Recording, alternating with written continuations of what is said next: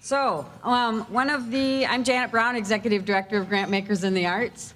And one of the best things about my job, which is a great job to begin with, is that I get to work with an amazing board of directors whom you've just met. They represent the diversity of our field, and they represent you very well. And I will miss Ben and Benna and Lisa very much because they have a lot of wisdom that they brought to our board, and I encourage them to continue to bring that wisdom to GIA. But I have to give a special thanks right now and recognition to the president of Grantmakers in the Arts, to Vicki Benson, because her vision and her courage and her tenacity has helped me in more ways than I can express in my first 8 months on this job. So I want us all to give a big round of applause to Vicki Benson.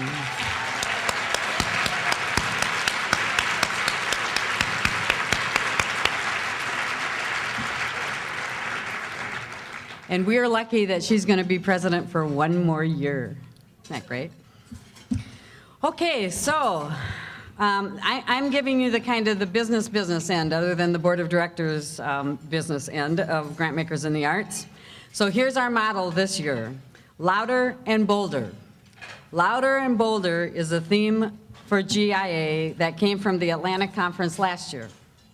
It also, if you haven't noticed, fits my personality perfectly. So, Grantmakers in the Arts, louder and bolder, supporting a creative America. That's our new byline. Grantmakers in the Arts, supporting a creative America. For a short financial report, we ended 2008 with a deficit due to the cost of transition and a shortfall in fundraising. However, that deficit was covered by reserves, so we don't have an organizational deficit. It was my goal to begin to replace that shortfall this year, and unless unforeseen events occur between now and December 31st, we will reach that goal. In our 2008 audit and regular financial reports will begin to appear on the membership side of the GIA new website. So you'll see the 2008 audit there, and you'll see every month our financial statements. So you can keep track of how well your organization is doing. Isn't that great? Like everyone else, GIA is attempting to work smarter and leaner. We've cut 1 full-time position this year, and we reduced our overhead. This does not, however, mean that we are reducing our programs. Louder and bolder, right? In 2010, GIA has goals to increase communication, public awareness, and to become more involved in public policy. One of the ways we will do this will be in our long-awaited website, which we will have greater search capabilities for our library of resources, more interactive for members, and provide a news service on arts philanthropy for our members and for your grantees. This site will look more like our blogs, if you've seen the Economic Turmoil blog or my blog, than our current website looks. It is an open source platform. I've learned all these new words this year. It's an open source platform. It's Drupal, driven by Drupal, where we'll manage the content ourselves, which is way better than being held captive by some firm in Virginia, which is where our website is at the moment. So that will happen hopefully by the end of December. It's taken a long time. It's taken more time than I had hoped, but it will be launched at the end of the year.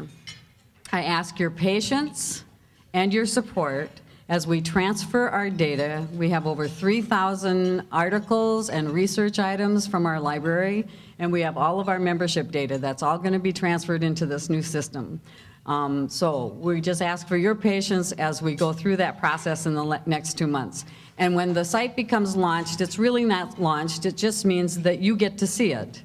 It's not done. This is a never going to be done website because it will be interactive, it will be changing, it will have organic groups. This is a new term I learned this year, organic groups, which is you who will be able to create groups of your own to communicate with folks that you want to have an interest group together or you want to have a private conversation with. So it's going to be exciting, and we're excited about it. But please be patient because it's going to be a transition for us. We are working in partnerships with the Council on Foundations on the Family Foundation Conference in January in San Diego, the Association of Small Foundations on their Katrina at 5 conference in New Orleans, in which several of our members will be presenting, and that will be in March. Working with Americans for the Arts on their 50th anniversary conference in June in Baltimore. We're working with Grantmakers for Education on an arts summit or a regional arts education meeting. And planning has already begun on our GIA conference in Chicago next October, of which we hope to have some kind of partnership and some kind of track with GFIM. So partnerships are important to us.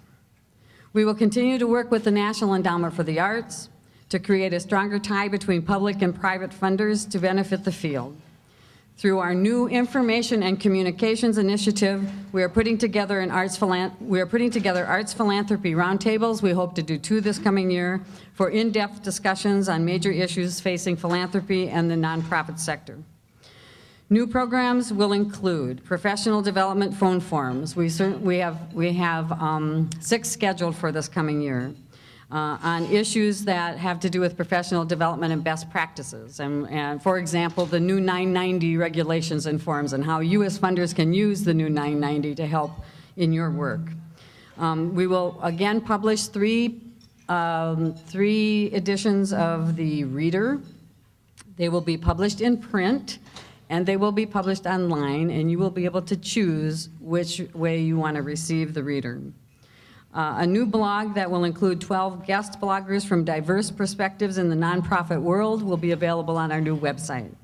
And we will continue the Better Together blog, which is my blog, and our weekly member bulletins. The Economic Turmoil blog will morph into a news service, which it kind of is already. And it is our hope that within a year or 2 that the new website will be home to extensive research and discussions regarding individual artists, arts education, social justice, advocacy and public policy, and community arts, and more interest areas that you are all involved in. We are ambitious because it is not the time to be shy. It is our time to be louder and bolder.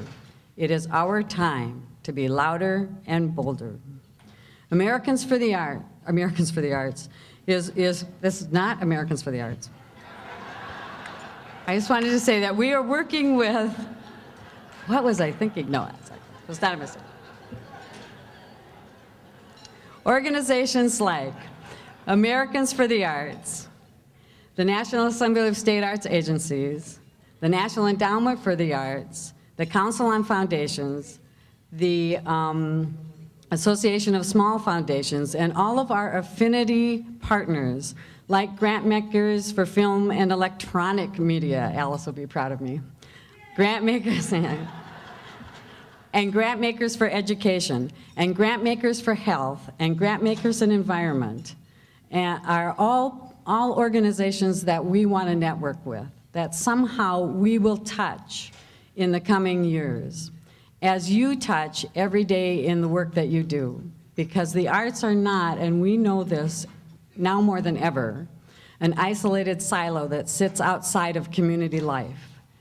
It is part of what it means to live with a group of people and share what it means to be human. And so the arts are involved in all those activities, and so I think your association also needs somehow to touch all those other elements that affect community life. And we plan to do that. Grantmakers in the Arts is the only national association of private and public funders for the arts in America. We are your association, and we need your involvement and your feedback and your direction. You are Grantmakers in the Arts, supporting a creative America. A big task, and we're up to it, because now is not the time to pull back. Now is the time to be louder and bolder. Thank you.